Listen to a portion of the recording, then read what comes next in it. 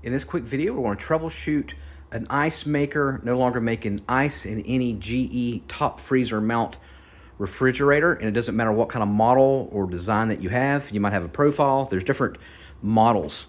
All right, so first things first, let's go to our ice maker in here, to this refrigerator. And first things first, what I want you to do is go ahead and take out the bin.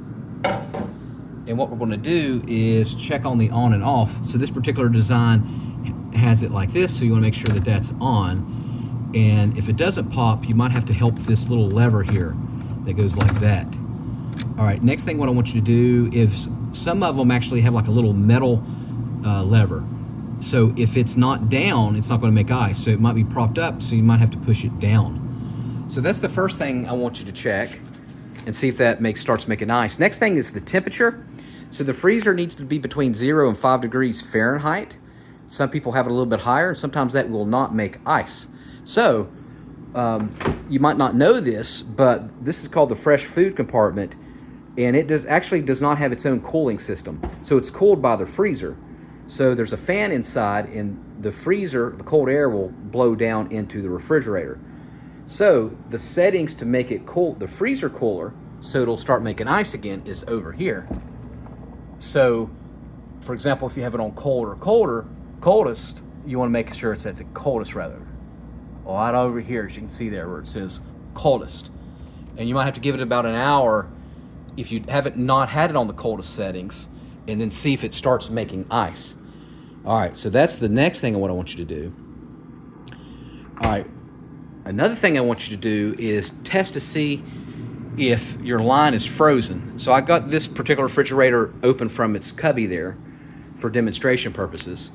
And as you can see here, the water line from the spigot from the house is going all the way up here. And it's going into here. So sometimes this will get frozen in the back and sometimes on the inside. So what I want you to do, of course, we took out our bin, and there's a little reservoir fill compartment right here. And so in order to test to see if it's frozen behind here, what you can do is get like a little bit of water, and you want to put like maybe a half a cup. So you can see here I have water here. And you might have to get like a little squeegee or find something to where you can squeeze water in here. And we want to put about a half a cup in here, right in here. This.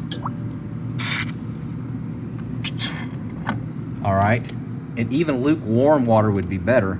That way it won't freeze when it gets in there. And then see if it starts making ice. If it does start making ice, then you realize there's something frozen back here.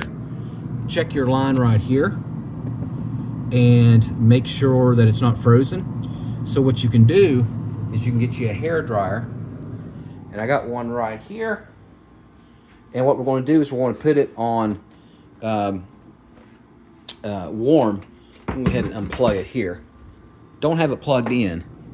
But what we're going to do is on warm, we're going to hit over here and over here. You don't want it to be too hot so it doesn't melt the plastic, but warm enough, and you go over it. All right. Same thing. If you're able to get to the back of the refrigerator, and I understand that a lot of people are not, but if you need help, have someone pull it up. But you can hit here as well with warm air. You want to do that for about 3-4 minutes and start to see, and you might have to come back in another 15 minutes and start warming that up. And that actually might fix your issue. Quick little note here. If for whatever reason your ice maker stops working completely, it's not the end of the world. You can get you a little tray and put ice and just have ice like that. Or, of course, you can dump your ice into your tray and make them like this. I realize someone doesn't have room. To be honest with you, I prefer this method because I don't trust town water because of the chlorine, the fluoride. That's a different story, right? So I'll put fresh filtered water or spring water in there, and then I know for my drinking water that the water is the kind of water that I want to drink. Okay, that's my side little note. All right, now after you've tried that, you can do a reset of the refrigerator by just simply unplugging it from the wall Okay, now you might say, again, I can't get to the back of the refrigerator. It's in the way.